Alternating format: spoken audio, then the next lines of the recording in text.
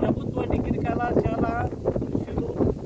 Kurnool principal గారి ఆధ్వర్యంలో doctor M ఇంద్రశాంతి గారు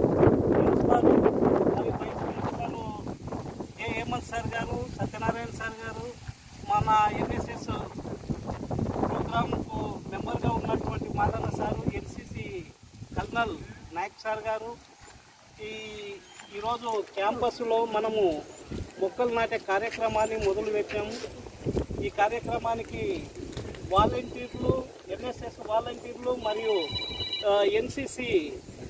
కేడెట్స్ కూడా హాజరై ఈ కార్యక్రమాన్ని ప్రిన్సిపాల్ గారి ఆధ్వర్యంలో విజయవంతం చేసుకున్నందుకు ఇలాంటి క్యాంపస్ను ఇంకా